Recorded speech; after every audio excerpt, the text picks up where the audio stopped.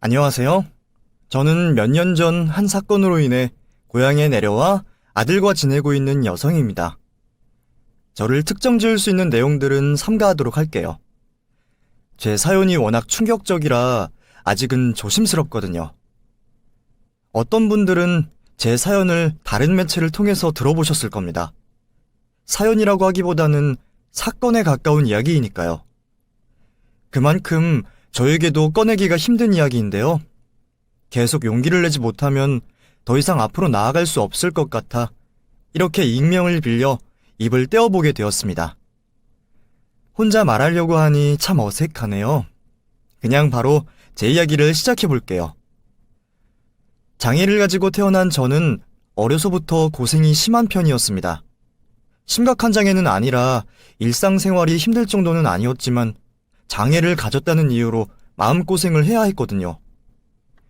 겉으로 보기에는 이상이 없어 보이지만 가까이서 지내다 보면 드러나는 저의 장애 탓에 저는 어려서부터 친구를 쉽게 사귈 수가 없었습니다. 어쩌다 마음을 열고 다가가도 저에게 상처를 주고 사람들에게 왕따를 당하다 보니 저는 사람을 쉽게 못 믿게 되었고 결국 주변에 사람이 별로 없었어요. 또 몸이 조금 불편할지라도 충분히 혼자서 생활할 수 있는 저를 동정하며 제가 자신들과 다르다고 생각하고 억지로 도움을 주려는 사람들 때문에 더 불편한 일들이 많았죠. 그래서 마음 터놓을 친구 한 명 사귀기 어려웠던 저는 당연히 결혼도 못하게 될 줄 알았습니다. 상처를 너무 많이 받았던 탓에 누가 나 같은 사람을 사랑해주려나 기대를 하지 않았던 거죠. 그랬던 제가 남편을 만나고부터 세상에 점점 마음을 열기 시작했어요. 남편은 장애가 있던 저를 장애인으로 보지 않았고 자신과 다름없는 평범한 사람처럼 봐주던 사람이었거든요. 제가 몸이 불편한 건 알았지만 연민을 가지지 않고 저를 그저 평범한 사람으로 남들과 다를 것 없이 대해주었죠. 그런 남편에게 저는 호감을 느낄 수밖에 없었고 결국 저희는 연애 끝에 결혼까지 성공하게 되었습니다. 저는 남편을 만난 것이 제 인생의 최고의 행운이라 생각하며 남편과 아기자기하고 행복한 삶을 꿈꾸게 되었어요. 저희 남편은 작은 사업을 하고 있었는데 보통 사업하는 사람들처럼 대단한 돈을 벌었던 건 아니었지만 저희 부부가 생활하는데 모자랄 정도는 아니었어요. 남편과 제가 크게 욕심이 있는 사람들이 아니었고 저희가 먹고 살 정도라면 더 바라는 게 없어 그 삶이 만족스러웠죠. 나름 워라밸도 지키며 부족하다 생각하지 않고 여유 있는 삶을 즐기던 저희 부부에게 어느덧 아이까지 찾아오게 되며 저희들은 더욱더 사랑이 넘치는 가정이 되어갔습니다. 그런데 행복과 불행은 같이 찾아오는 건지 때마침 늘어난 경쟁업체 탓에 안정적이던 남편의 사업은 위태로워졌습니다. 남편은 같은 업계 업체들과 경쟁보다는 상생을 하고 다 같이 성장하고 싶어 하던 사람이었는데 다른 사람들은 그렇지 않은 건지 다른 경쟁업체들에서 공격적인 경쟁을 걸어오기 시작했죠. 경쟁업체에서는 자신들의 손해를 감수하고서까지 저희 남편 회사를 망하게 하려 안달이었고 절대로 마진이 나올 수 없는 가격으로 판매를 시작하며 이른바 치킨 게임을 시작했어요. 정직한 제품으로 정직한 가격을 유지하던 남편은 저가의 저품질 제품을 파는 경쟁업체에게 점점 밀려나기 시작했고 애초부터 자본금이 많지 않았던 남편의 사업은 오래 버티지 못하고 망하고 말았습니다. 그럼에도 남편은 저와 아이를 위해 몸을 쓰는 일을 하며 일어서려고 했지만 너무 무리한 탓인지 엎친 데 덮친 격으로 몸까지 안 좋아지며 결국 일을 할 수 없게 되었죠. 사업 실패로 빚까지 생긴 와중에 돈벌이가 없다 보니 집안 형편은 너무 안 좋아졌어요. 하지만 당분간은 무리하지 않고 휴식을 취해야 한다는 의사 선생님의 말씀에 저는 남편을 집에 두고 제가 남편 대신 생활비를 벌기로 했죠. 처음에는 아르바이트 자리도 구하고 어떻게든 생활비를 벌어보려 했어요. 하지만 제가 당시 임신 중이었던 탓에 저도 일을 오래 할 수는 없었습니다. 제가 하고 싶다고 한들 임산부에게 일을 시켜줄 만한 사람들이 많지 않았으니까요. 그래서 궁주에 몰린 저희 부부는 결국 누군가의 도움을 받을 수밖에 없었습니다. 그리고 그때 도움의 손길을 내밀어 주신 것이 바로 저희 형님이었죠.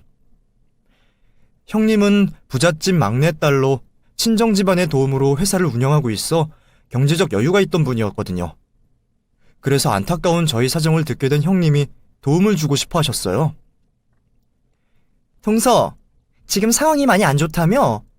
그럼 진작 나한테 도와달라고 하지 그랬어. 임신한 몸으로 일까지 다니느라 얼마나 고생이 많았겠어. 그래도 저희도 염치가 있지 어떻게 도움만 받겠어요. 저도 해보는 데까지는 해보려고 그랬죠. 내가 못 도와줄 형편도 아닌데 왜 고집을 피워? 그러고 보면 동서는 어려서부터 고생을 많이 해서 그런가? 사람이 참 겸손하고 욕심이 없는 것 같아. 그래도 도움 필요할 때는 도와달라고 말하는 것도 용기인 거지. 우리가 다 한 가족인데 설마 가족끼리 못 도와주겠어? 내가 이제라도 알았으니 다행이지. 안 그랬으면 동서나 상우나 얼마나 고생 심했겠어. 나는 동서 생각하면 늘 짠해. 저희를 도와주고 싶으시다던 형님은 당장 급한 빚을 대신 갚아주셨고, 주기적으로 검사와 치료를 받으러 병원을 다녀야 해서 제대로 된 직장 생활이 불가능했던 저희 남편에게 편의를 봐주셔서 형님이 운영하시는 회사에 취직까지 시켜주셨어요. 상우 지금 저 몸으로 어딜 가겠어. 그렇다고 만삭인 동서가 일 다닐 수도 없는 거고. 내가 사정 봐서 상우한테 우리 회사 자리 하나 마련해줄게. 마음 같아서는 그냥 생활비로 챙겨주고 싶은데 조건도 없이 그냥 돈만 주면 동서나 상우나 괜히 마음 불편할 거 아니야. 그러니까 우리 회사 나와서 일하고 마음 편히 돈 받아가. 정말 감사해요, 형님. 근데 저희 남편이 지금 몸 상태가 엉망이라 제대로 일을 할 수 있을지 모르겠어요. 오히려 폐가 되는 건 아닌가 모르겠네요. 우리 사이에 무슨 그런 걱정을 해. 나도 우리 서방님 고생시킬 마음 없어. 내가 대표인데 내가 설마 그 정도 편의도 못 봐줄까봐? 힘든 일 하는 것도 없고 그냥 적당히 자리만 지키면 되니까 부담 갖지 말고 출근하라고 그래. 그 정도면 동서도 마음 놓겠지? 어려울 때 손 내밀어주는 사람을 평생 잊을 수 없다고 하던데 형님이 저희를 위해 그렇게까지 신경을 써주셔서 너무 감사하더라고요. 그런데 사실 처음에는 형님의 그런 호의가 믿어지지 않아 당황스러울 정도였어요. 사실 저희 부부와 형님이 그동안 가까운 사이는 아니었거든요. 날 때부터 부잣집에서 남부러울 것 없이 곱게 자랐던 형님께서는 주변 눈치를 볼 줄 모르는 성격이셨어요. 부잣집 막내딸로 살았으니 평생 남의 눈치 볼 일이 없으셨겠죠. 그래서 늘 하고 싶은 말과 행동을 거침없이 하는 편이라 가끔은 아주버님도 그런 형님을 버거워하실 정도였어요. 그런 분이 시부모님 앞이라고 몸을 숙일 리가 없었죠. 저희 시부모님께서는 며느리들에게 시집살이를 시키시거나 간섭을 하시는 분들이 아니신데 형님은 시부모님 앞에서 불만을 거침없이 드러내곤 하셨습니다. 그러다 보니 형님의 태도 문제로 시댁 분위기가 엉망이 된 적이 한두 번이 아니었어요. 형님은 가끔 너무하다 싶을 정도로 시부모님께 대들었고 시부모님은 드센 며느리 앞에서 아무 말도 못하셨죠. 아주버님 역시 형님을 말리지 않으셨고요. 저희 남편은 그런 형님을 보고도 여러 번 참았었고 그러다 어느 날 결국 참지 못하고 형님에게 한 소리를 하게 되었습니다. 결국 그 일로 형님과 저희 남편이 크게 다툼을 벌이면서 감정의 골이 깊어져 그날 이후 형님네는 저희와 연락을 끊고 지내고 있었거든요. 그런데 형님이 시부모님을 통해 저희 소식을 알게 되셨던 건지 저희가 어려워졌다는 사정을 듣고 먼저 연락을 주셨던 겁니다. 형님 성격에 자신에게 대든 시동생을 쉽게 용서할 것 같지 않았는데 어렵다는 저희에게 먼저 손을 내미신 걸 보며 저는 형님을 다시 보게 되었죠. 남편 역시 형수가 자신을 도와줄 줄 몰랐는지 무척 놀라며 이전의 앙금을 지우고 형님의 도움을 받기로 했습니다. 그렇게 형님 회사에서 일을 시작하게 된 남편은 그 후로 정말 많이 좋아졌어요. 사업 실패에 건강까지 나빠져 좌절을 하며 우울감에 빠져있던 사람이 다시 할 일을 찾으며 활력을 찾게 되었던 거죠. 그래서 남편은 전보다 얼굴도 밝아지고 의욕이 충만한 모습이었습니다. 우울감에 빠져있던 남편에게 아무런 위로도 할 수 없었던 저로서는 다시 예전의 밝은 모습을 찾아가는 남편을 보며 안도를 하게 되었고, 그런 남편을 응원했습니다. 하지만 회사 생활을 시작한 남편의 의욕이 너무 과한 듯 보여 걱정이 되기도 했죠.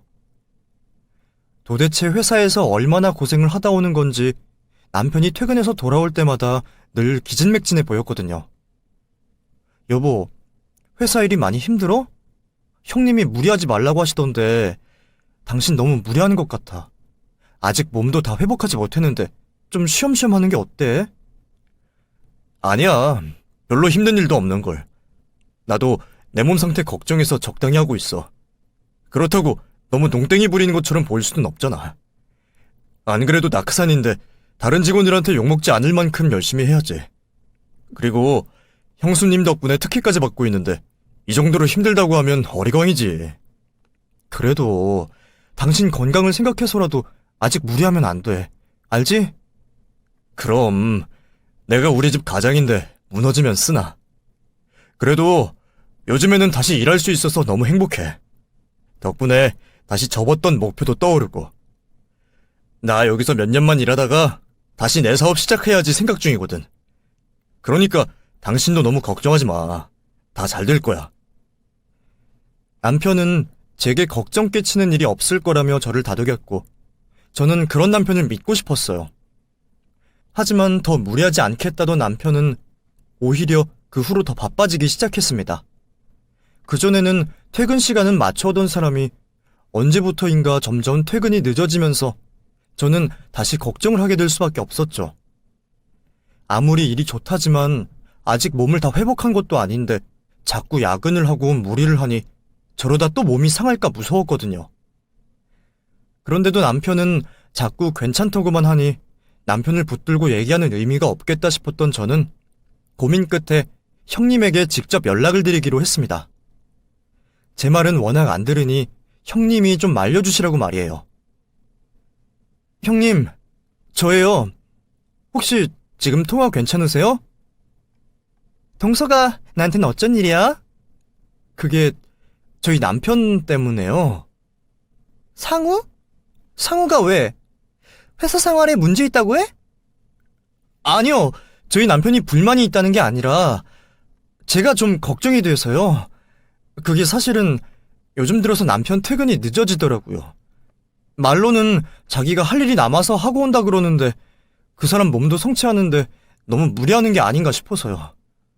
그렇다고 형님께서 무리하게 일을 시키실 리는 없고, 아무래도 저희 남편이 욕심부려서 고집 피우는 것 같은데 제가 적당히 좀 하라고 그래도 도통 말을 안 듣네요.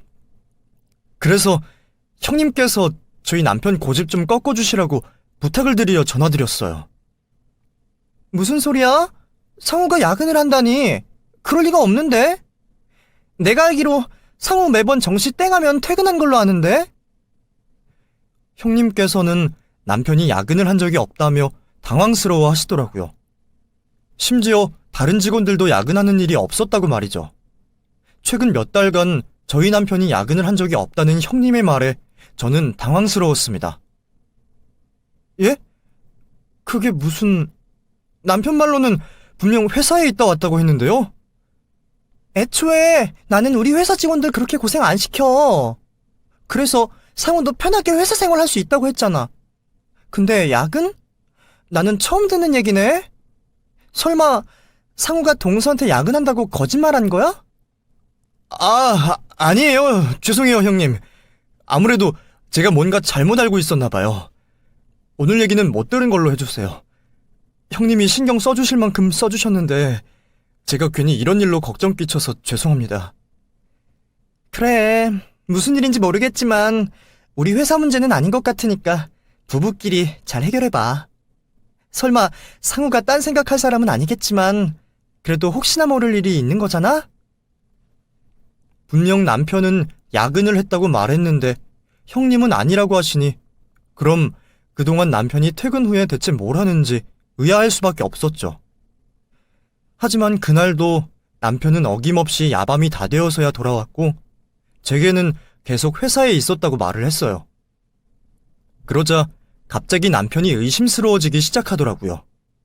낮에 형님이 저희 남편이 의심스럽다는 듯 말하던 게 뇌리에 박혔던 거죠. 제가 그동안 남편을 너무 믿고 있었던 건지 혹시 남편이 제게 숨기는 게 있는 건가 싶었습니다. 그동안 저는 한 번도 제 남편이 저를 두고 바람을 필 거라 생각하지 않았었어요. 하지만 한번 의심하기 시작하니 생각이 걷잡을 수 없었죠. 사실 그동안 남편에게 이상한 점들이 있었거든요. 가끔씩 남편 옷에서 웬 여자 향수 냄새가 난다던가 출근할 때 입고 갔던 옷을 어디 두고 다른 옷을 입고 온다던지 하는 일이 말이죠. 여보, 근데 회사에서 옷을 갈아입었어? 출근할 때 입었던 옷이 아니네? 아, 요즘 내가 더위를 타는지 땀을 너무 많이 흘려서 말이야. 그래서 찝찝해서 갈아입었어. 땀? 당신 땀 잘 안 흘리잖아. 회사가 그렇게 더웠어? 그건 아닌데 그냥 내가 몸이 안 좋아지고 땀이 많아진 것 같아. 한번 땀나면 땀 냄새 날까봐 그냥 갈아입었어. 땀이 나서 갈아입었다. 옷에 뭘 흘렸다. 그러면서 남편이 옷을 바꿔 입고 온 것도 여러 번이었지만 당시에는 남편 말을 그대로 믿고 별다른 생각을 하지는 않았었죠. 그런데 남편이 그동안 야근을 하지 않았다고 하니 혹시 옷을 갈아입었던 것도 다른 이유가 있었던 건 아닌지 의심스러운 겁니다. 하지만 별다른 정황은 없는 탓에 남편을 믿고 싶었던 저는 남편에게 직접 물어보지 못했어요. 그냥 언젠가 남편이 사실을 말해주기를 믿고 기다릴 뿐이었죠. 그런데 이제 와서 생각해보면 그때 기다리지 말고 그냥 남편에게 물어봤어야 했어요. 그렇게 했더라면 지금 이 순간이 달라졌을 수도 있었을 테니까요. 제가 이렇게 생각하는 건 남편과 대화할 때를 기다리다 결국은 영영 놓치게 되었기 때문입니다. 여느 날처럼 남편은 회사로 출근하고 저는 아이를 돌보고 있었는데 전화 한 통화가 왔어요. 그 전화로 하늘이 무너지는 듯한 느낌을 받게 되었죠. 회사에서 일을 하던 남편이 사고가 났다는 전화였습니다. 회사 건물 비상구 계단에 쓰러져 있는 남편을 다른 직원들이 발견했다고 했죠. 남편의 사고를 직원들을 통해 알게 된 형님은 곧장 의식이 없던 남편과 함께 병원으로 가며 직원들에게 계단 쪽을 비추는 CCTV를 확인해보라고 하셨다고 해요. 그 영상엔 남편이 계단을 올라가다 갑자기 휘청거리며 계단에서 굴러떨어지는 장면이 있다고 했죠. 아무래도 남편이 자신의 몸 상태를 생각하지 않고 무리를 하다 사고가 난 것 같다고 형님은 말했습니다. 사고가 어떻게든 어떤 이유에서 났든 중요하지 않았어요. 남편의 몸 상태가 중요했죠. 그래서 형님과 하는 통화는 하는 둥 마는 둥 하며 전화를 받자마자 아이를 들쳐업고 정신없이 남편이 실려갔다는 병원으로 찾아가게 되었습니다. 그리고 도착한 병원에서 의식이 없는 채로 누워있는 남편을 보게 되었죠. 제가 생각한 것보다 크게 다친 상황이었지만 남편이 살아있는 것만으로도 감사했어요. 이제 힘을 조금만 내어 눈만 떠주면 된다고 생각했으니까요. 그런데 남편은 그날 밤을 넘기지 못하고 결국 세상을 떠났습니다. 내 삶의 반쪽을 잃어버린 심정을 이곳에 다 적을 수 없을 겁니다. 그냥 너무 슬펐어요. 눈물은 하염없이 나왔죠. 허망하게 떠나버린 남편이 불쌍하고 아빠를 기억하지 못할 우리 아들이 불쌍해서 눈물이 마르지 않았습니다. 그렇게 이 세상 모든 것을 잃어버렸다고 생각하던 저의 곁을 지켜주는 사람이 바로 형님이었어요. 남편이 병원에 실려왔을 때부터 남편의 장례를 치를 때까지 제 곁에서 가장 큰 힘이 되어주던 사람이 형님이었죠. 자신이 제 남편을 더 신경 썼어야 했었다며 저에게 미안해하시는 형님을 보며 그저 감사했습니다. 동서, 미안해. 나 때문에 이런 사고가 생긴 것 같아. 내가 너 상우를 신경 써야 했는데. 이게 왜 형님 때문에 생긴 일이에요. 불운한 사고인 거죠.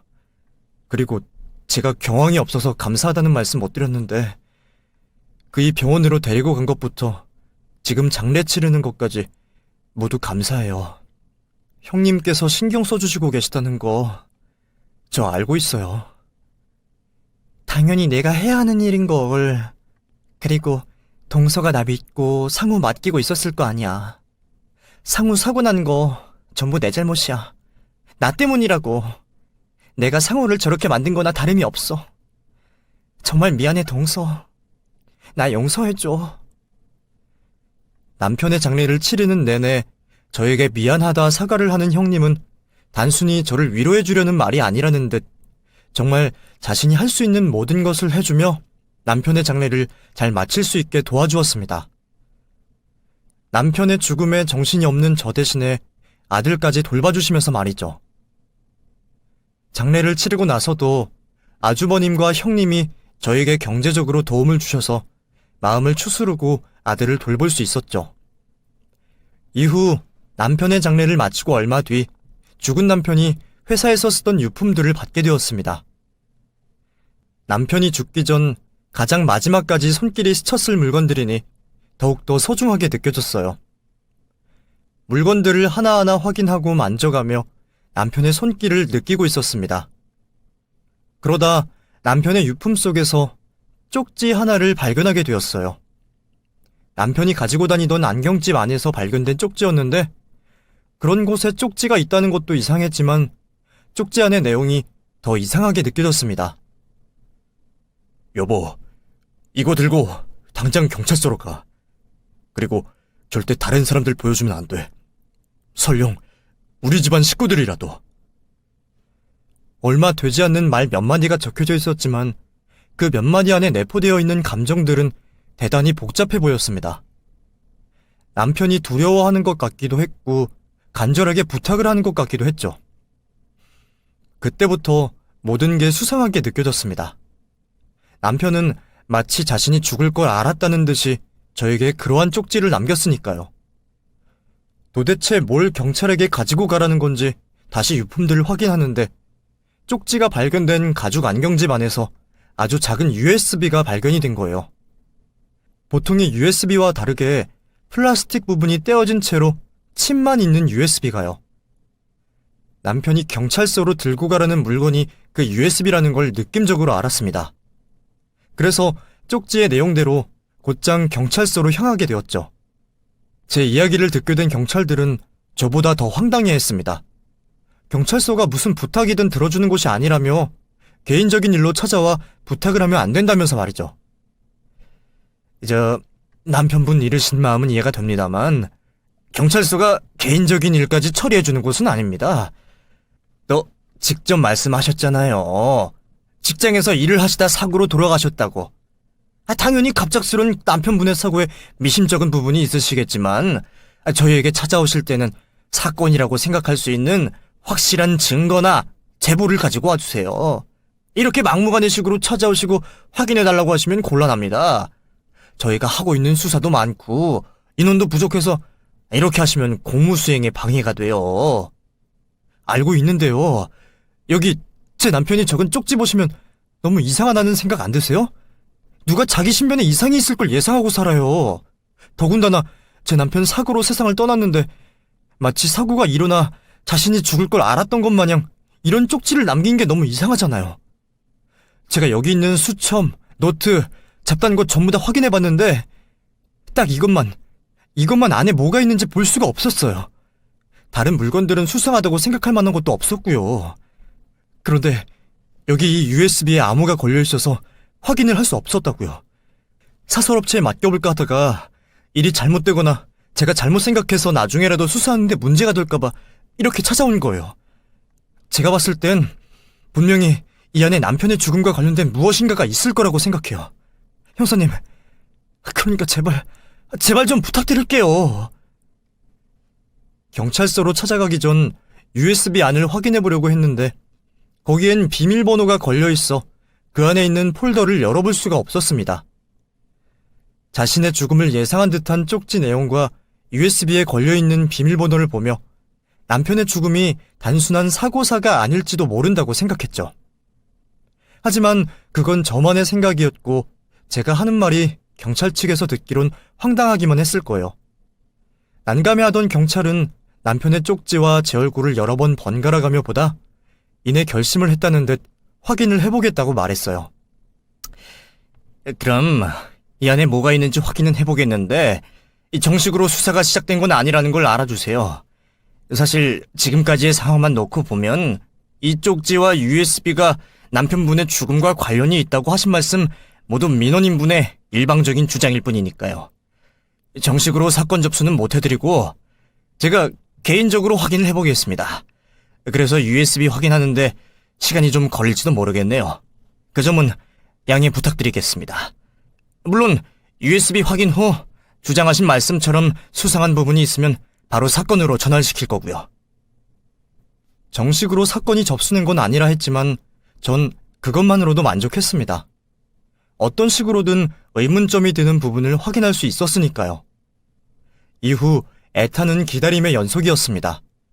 진행 상황이 어떻게 되어가고 있는지 물어보고 싶은 마음은 굴뚝 같았지만 혹시 내 전화 한 통화로 인해 정식 사건도 아닌 남편의 일을 더 귀찮아하면 어쩌나, 그래서 대충 확인하는 건 아닐까 걱정이 되었으니까요. 그래서 전화나 문자를 하려고 휴대폰을 들었다가도 조급한 마음을 진정시키며 내려놓았죠. 그러다 드디어 기다리고 기다리던 경찰서에서 연락이 왔습니다. 지체하지 않고 바로 전화를 받았는데 형사님께서 머뭇거리시며 대답하기 힘들어 하시더라고요. 그러더니 저에게 USB 안에 있는 내용을 직접 확인을 해줘야 할 것 같다며 경찰서로 오라고 하셨죠. 형사님이 하는 말을 듣곤 그 USB 안에 남편의 죽음과 연관된 무엇인가가 발견이 된 거라고 직감할 수 있었습니다. 마음이 복잡해지더라고요. 경찰서로 향하는 길이 괜히 망설여지기도 하고 말이죠. 남편의 죽음이 단순한 사고사가 아니라면 이 상황은 또 어떻게 받아들여야 하고 불쌍한 우리 남편은 어떡하나 싶었습니다. 하지만 남편의 죽음이 억울한 일이라면 내가 무슨 수를 써서라도 꼭 풀어주겠다고 다짐도 했죠. 그렇게 마음을 굳게 먹고 경찰서에 도착을 하니 남편의 USB를 확인해주겠다고 하시던 형사님께서 저를 어느 방으로 안내해 주셨어요. 그리고 저에게 굳게 마음을 먹으라고 말씀하시며 충격적인 사실을 알려주셨죠. 제 전화 받으시고 어느 정도 마음의 준비를 하셨겠지만 앞으로 알게 될 사실을 직접 듣게 되시면 더 충격적일 겁니다. 혹시 이야기를 듣다 힘드시거나 몸에 이상이 있으시면 그땐 바로 말씀해 주세요. 아내분 말씀이 맞았습니다. 남편분 USB를 확인해 보니까 남편분의 죽음과 관련된 여러 영상들과 파일들이 있더라고요.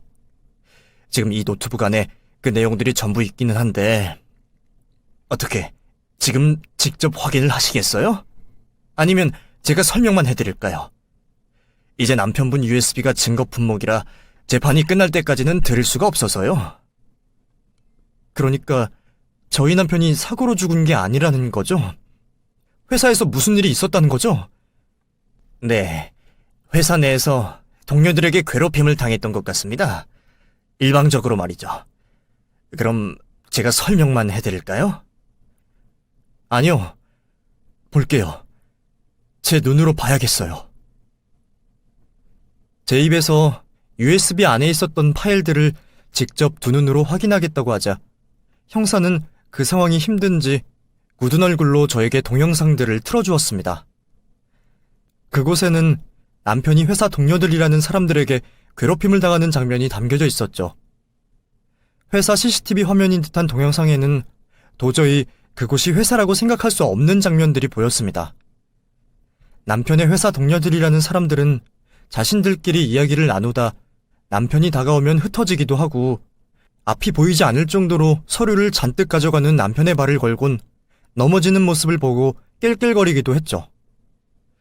일부러 남편이 작업하는 컴퓨터를 꺼버리거나 의자에 뾰족한 물건을 두기도 했고 실수인 척 커피를 남편에게 쏟기도 했어요.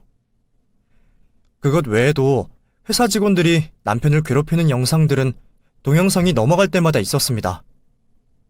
도대체 왜 그 이에게 저러는지 모르겠더라고요. 남편이 괴롭힘을 당하는 장면을 보며 제가 너무 힘들어하자 형사님께서는 동영상을 잠시 멈추고 저에게 진정을 할 수 있는 시간을 주셨습니다. 하지만 남편이 당하는 동영상을 반드시 다 봐야 한다고 생각한 저는 멈추고 싶지 않았어요. 내 남편이 그 인간들에게 어떤 괴롭힘을 당했는지 제 눈에 똑똑히 다 담아놔야 그들에게 똑같이 되갚아줄 수 있을 테니까요. 그래서 형사님께 괜찮다고 동영상을 계속 보고 싶다고 말했죠.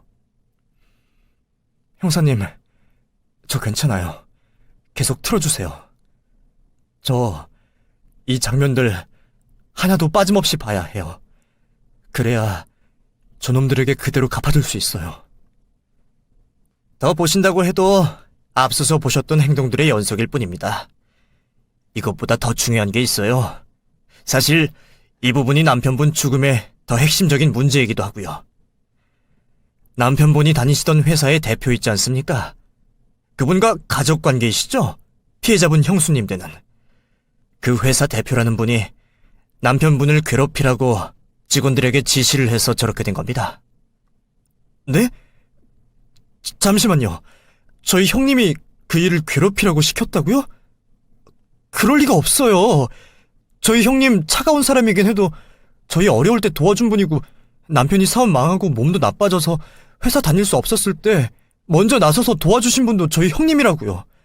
아무래도 남편 괴롭힌 저놈들이 저희 형님에게 죄를 되집어 씌우는 것 같아요. 저기 영상에 저희 형님은 나타나지도 않잖아요. 형사님, 남편 괴롭힌 그놈들 말만 듣지 마세요. 저희 가족 중에 2명이나 피해자가 생기면 안 되잖아요. 아내분께 제가 확인한 내용들 보여드리고 정식으로 사건 접수할 거라 아직 동영상에 나온 회사 직원들 조사하지 않았습니다. 그래서 그 사람들 말 듣고 판단한 게 아니에요.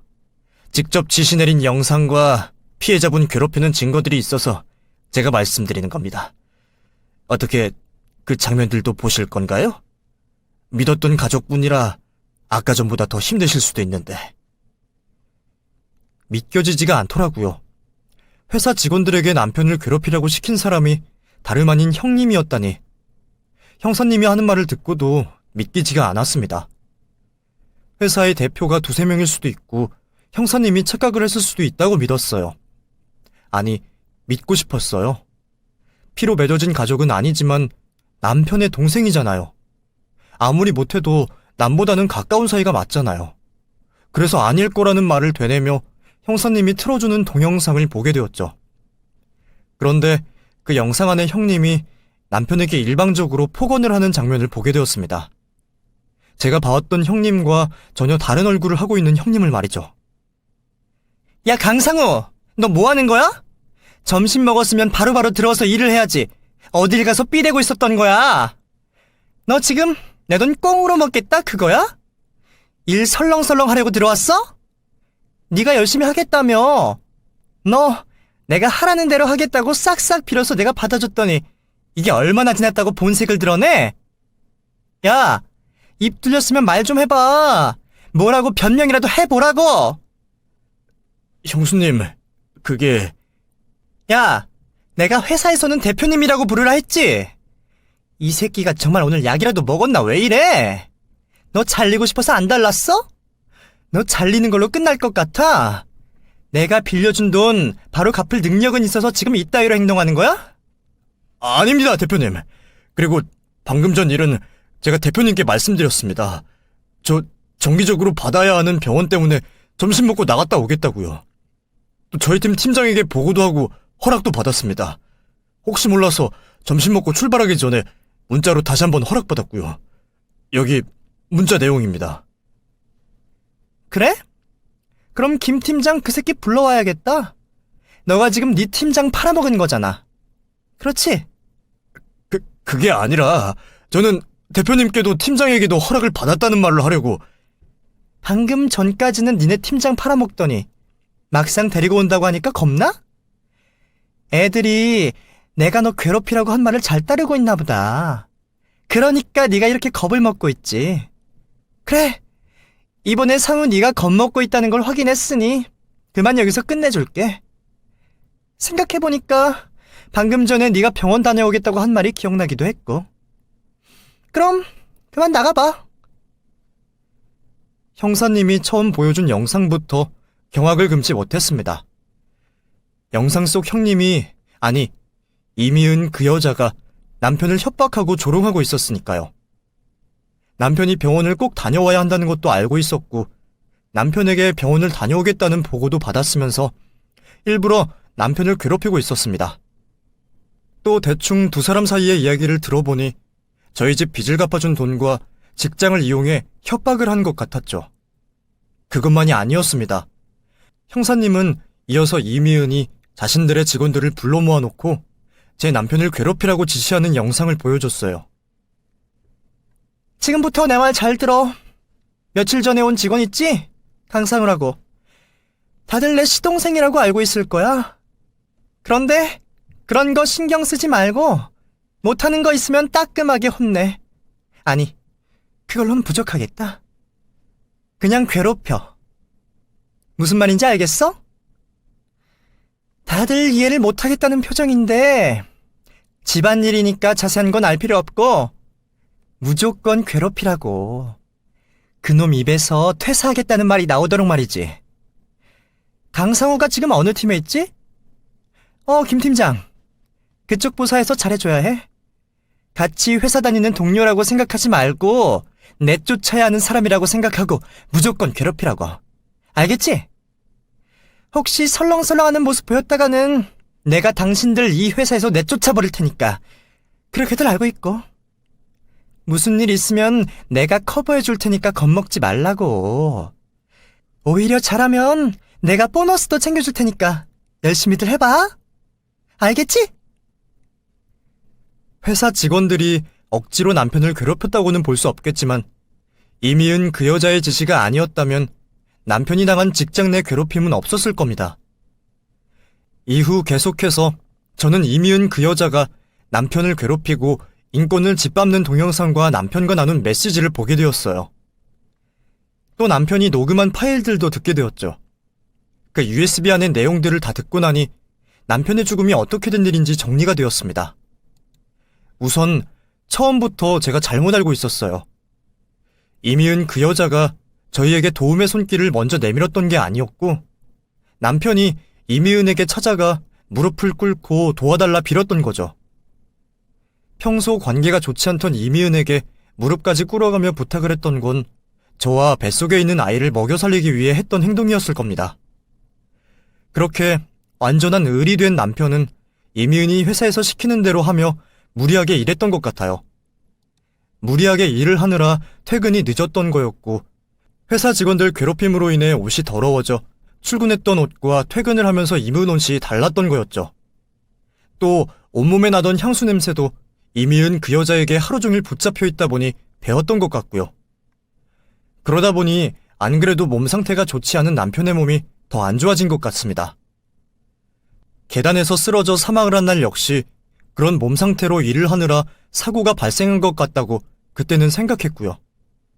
그렇게 힘들면서도 저에게 힘들다 말 한마디 안 했던 건 저를 걱정시키기 싫었던 거겠죠. 또 남편의 성격상 진작에 이미은을 들이박아야 했는데 어려운 현실 때문에 어쩔 수 없이 괴롭힘을 당하고 몸에 무리가 가면서도 일을 했던 것 같고요. 남편을 죽음으로 몰아넣은 이미은과 회사 직원들을 죽이고 싶었습니다. 하지만 저 역시 이 세상에 저만 바라보고 있는 아들이 있었기 때문에 사적인 처벌을 그 인간들에게 내릴 수 없었죠. 형사님께 그 인간들이 제발 마땅한 죗값을 받을 수 있게 해달라고 부탁했어요. 형사님께서는 최선을 다해 수사를 하겠다고 말씀하셨지만 어쩔 수 없이 직장 내 괴롭힘으로밖에 수사가 불가능할 것 같다며 남편이 겪은 일과 비슷한 사건들의 예를 알려주셨죠. 그 판결들을 보니 너무 억울했습니다. 고작 과태료에서 끝나는 경우가 많았고 심하게 처벌을 받아봤자 짧은 징역살이 아니면 벌금뿐이라고 하니 이게 사람을 죽게 만든 사람들이 받아야 할 죗값인가 싶었어요. 어떻게든 그 인간들에게 더한 처벌을 내리게 만들고 싶어 변호사들도 찾아가 만나봤지만 다들 남편의 죽음에 직접적인 관여를 했다고 보기엔 힘들다며 어쩔 수 없다고 했죠. 그래도 피해보상금은 많이 받을 수 있다고 말하며 저를 위로하는데 제가 원하는 건 돈 따위가 아니었습니다. 그래서 이미은 그 여자가 수사를 받고 있다는 걸 알면서도 기분이 나아지는 게 없었죠. 금방 사회에 나와 아무 일 없었다는 듯이 살아갈 테니까요. 그 여자가 그렇게 태연히 잘 살아갈 거라는 걸 저는 알고 있었습니다. 잠깐 나누었던 대화에서 저에게 자신의 잘못이라고 사과 한마디 안 했으니까요. 그러다 상황이 급변하게 되었죠. 결정적인 증거가 새롭게 나타났거든요. 이미은, 그 여자가 제 남편을 죽였다는 살인의 증거가 말이죠. 남편의 사건을 담당하시던 형사님께서 급하게 전화를 주시며 남편의 사건이 살인사건으로 변경이 될 거라 말씀을 하셨습니다. 남편이 계단에서 굴러떨어졌던 이유가 몸 상태 때문이 아니라 이미은이 밀어 떨어진 거라고 말씀을 하셨거든요. 그 결정적인 증거를 확보했다고 말씀하셨죠. 그러니까 남편이 갑자기 쓰러지며 계단에서 굴러떨어진 CCTV 영상 속에 편집되고 잘린 부분이 있었습니다. 이미은이 남편을 앞에서 민 장면이었죠. 남편에게 무거운 짐을 들게 하고 그 모습을 감시하기 위해 계단을 따라 올랐던 이미은이 갑자기 화를 내며 남편을 미는 CCTV 영상이 복구된 거예요. 형사님 말씀으론 계단에서 굴러떨어진 남편이 의식이 없자 일이 잘못되었다고 느낀 이미은이 고의적으로 CCTV 영상을 편집하고 삭제를 한 것 같다 말을 했습니다. 수사를 하다 뭔가 영상 속 이어지는 장면이 부자연스럽다고 생각한 형사님께서 확인을 해보시게 되며 그 사실이 드러난 거고요. 그때부터 이미은은 살인 용의자로서 구속수사를 받게 되었고 이때까지 뻣뻣하게 나오던 태도도 바뀌었습니다. 제게 사죄를 하며 용서를 빈 거죠. 동서, 내가 너무 당황해서 거짓말을 했던 거야. 근데 나라고 마음이 편했을 것 같아? 마음이 안 편하니까 상우 장례 치르는 내내 내가 진심으로 동서 곁에서 돕고 있었던 거지. 나 정말 그렇게 될 줄 모르고 밀었어. 사람이 그렇게 쉽게 넘어갈 거라고 생각도 못했다고. 내가 잘못했어. 나 진심으로 반성하고 있으니까 제발 용서해줘. 동서가 탄원 썼으면 많이 감형될 거라고 하던데. 어? 우리 남편 이름 그 더러운 입에 올리지 마. 계단 꼭대기에서 사람을 미는데 죽게 될 줄 몰랐다고? 그리고 반성을 해? 반성하면 그 안에서 몇십 년이든 몇백 년이든 썩을 생각을 해야지. 미필적 고의라고 주장하는 건 뭔데? 탄원서는 무슨 개소리고! 우리 남편은 너 때문에 영영 돌아올 수도 없어. 알아? 내 아들은 아빠에 대한 기억이 하나 없이 자라게 됐다고. 너 그 안에서 평생 썩게 할 거야. 설령 네가 징역을 살다 중간에 나오더라도 내 아들 성인만 되면 내가 너 찾아가서 내 남편 당한 것 그대로 똑같이 복수할 거라고. 동서, 제발. 그래, 규성이를 생각해야지. 내가 동서랑 규성이 앞으로 돈 걱정 하나 없도록 해줄게. 한국에서 도저히 살아갈 수 없을 것 같으면 내가 동서랑 규성이 외국에서 자리 잡을 수 있게 해줄 수 있어. 아니면 뭐가 필요할까? 동서가 필요한 만큼의 돈만 말해봐. 내가 다 들어줄게. 그 여잔 자신이 무슨 잘못을 했는지, 가족을 잃은 사람의 마음이 어떤지 모르는 것 같았습니다. 또 진심으로 사죄를 하는 방법도 모르는 것 같았죠. 계속 헛소리만 짓거리더라고요. 그런 여자와 얼굴을 마주하는 것만으로도 역겹고 힘들었지만 그 자리를 만들었던 건 남편을 그토록 괴롭힌 이유를 묻기 위해서였어요. 그런데 그마저도 납득이 하나도 되지 않는 소리를 늘어놓더라고요. 실은 예전에 상구가 가족들 있는 앞에서 나한테 버릇없다고 말한 거 있잖아. 그때 그 일이 너무 분했어. 그래서 딱 내 분이 풀릴 때까지만 괴롭히려고 했는데 내가 눈이 돌았던 것 같아. 미안해, 동서. 자존심 때문이라고 했습니다. 남편을 죽음으로 몰아갔던 이유가 고작 아주 오래전에 자신의 자존심을 남편이 구겼기 때문이라고 했죠. 그것도 따지면 자신이 잘못해서 옳은 소리를 들은 것뿐이었어요. 그러니까 완전히 미친년인 거죠. 사람 목숨을 자신의 자존심보다 못하다고 보는 년인 겁니다. 그전에도 그런 년을 용서할 생각이 없었지만 더 생각이 확고해졌습니다. 법원의 판결이 제가 원하는 만치 나오지 않더라도 내가 그년을 처벌하겠노라 하늘에 대고 다짐했죠. 이후 남편의 살인사건에 대한 재판이 열렸고 몇 번의 휴정과 이미은 측의 항소가 끝이 난 뒤에 최종심이 판결되었습니다. 사람을 죽인 죗값이라고 하기엔 만족하기 힘든 30년형을 받게 되었죠. 그것도 굉장히 잘 받은 판결이라고 하더라고요. 남편이 남긴 피해 증거들이 너무 확실하고 형사님께서 보고하신 영상이 살인을 완벽하게 입증할 수 있는 증거였다면서 말이죠. 그 외에 남편을 괴롭힌 직원들도 근로기준법의 위반으로 처벌을 받게 되었습니다. 남편이 당한 일에 대하면 한참 처벌의 수위가 낮았지만 그게 최선이었어요. 안타깝게도 말이죠. 판결 이후 아주머님은 이미은과 이혼을 하고 저에게 사과를 했지만 전 아주머님도 이미은과 똑같은 사람으로밖에 보이지 않았습니다. 과연 어렴풋이라도 동생이 당하고 있는 일을 몰랐을까 싶었거든요. 그 여자가 자신의 집에서도 전화로 남편을 괴롭혔다고 하니까요. 그래서 시부모님께만 작별 인사를 드리고 저는 친정부모님이 살고 계시는 곳으로 내려왔습니다.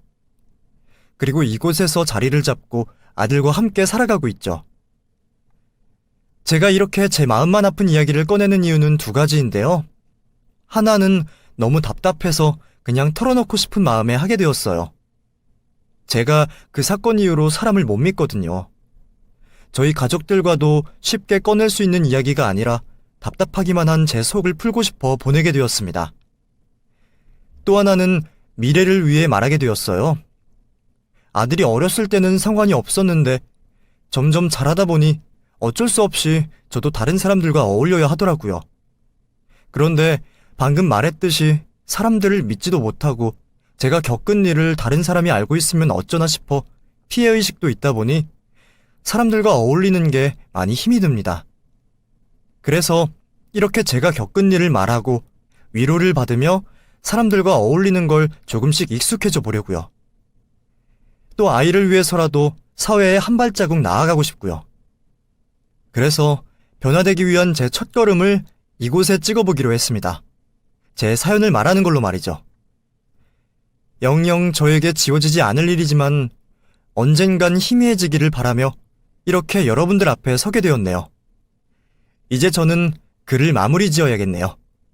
다른 것보다 그저 옆에 계신 가족분과 정말 많은 시간 보내고 행복한 기억 하나라도 더 만드시길 바라겠고요. 전 인사드리고 그만 들어가 보겠습니다.